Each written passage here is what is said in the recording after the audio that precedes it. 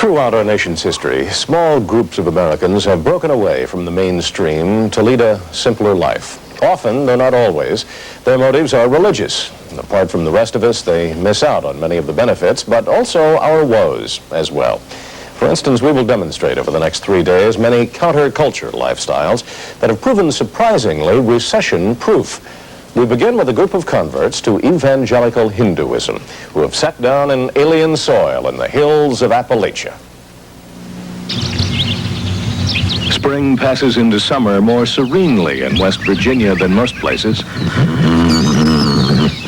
But this year, in a hidden valley, miles from main highways, nature's pastoral beauty is being upstaged by a golden palace.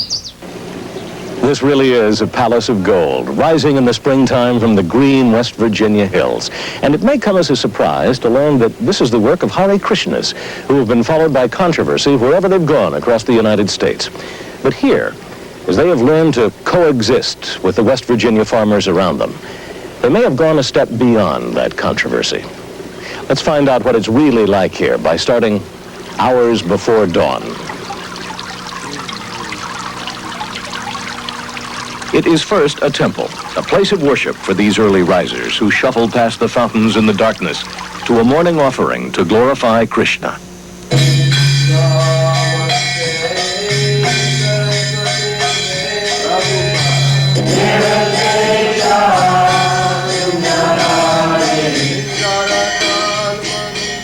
It began as a simple home for their spiritual leader and gradually grew into something far more ambitious, with $750,000 in building materials and the labor of the devotees far exceeding that.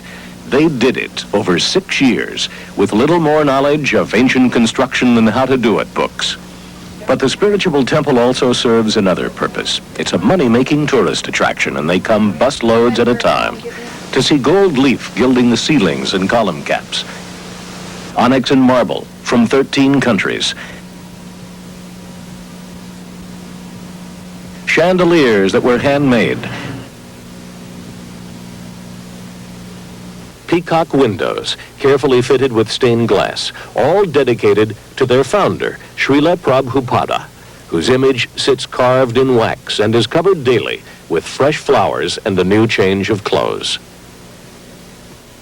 It has turned the Hare Krishna lifestyle into an economic boom and given them an acceptance which most Hare Krishna sects are unaccustomed to. The spiritual master of the group is Swami Bhaktivedanta, who dreams of 7 more temples dotting the surrounding hilltops. In the beginning, people didn't know anything, and they were suspicious. We looked different. West Virginia, of course, is a little kind of closed community, so there was some suspicion.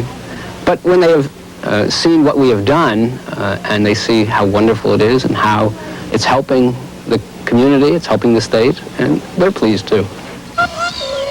Tourist business means money, and in the recession, the Hare Krishnas have emerged as one of the most stable elements in the hill community.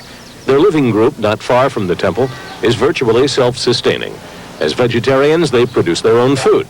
They make crafts for the community and for the tourists. They even have their own resident artist, who has painted murals which adorn the walls and ceilings of the palace. And when they do spend their money, it's at the neighborhood businesses, like Marvin Eddy's General Store.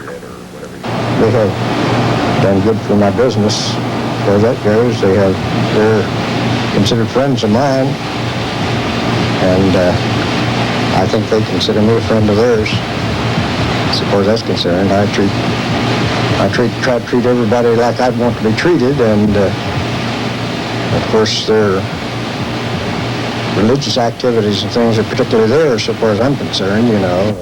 While many people may still harbor the image of Hare Krishnas as strange-looking panhandlers in airports, or a bizarre cult fighting with parents of children who have joined their ranks, at least in one West Virginia community, the image is changing.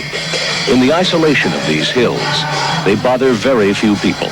The public comes to them because it is curious about their palace of gold, and in the quiet wonder about their temple, it tries to understand the belief that could produce this.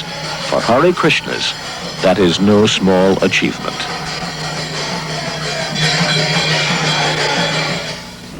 And in our next half hour, Raquel Welch of Broadway and a profile of San Francisco Mayor Dianne Feinstein as the morning news continues.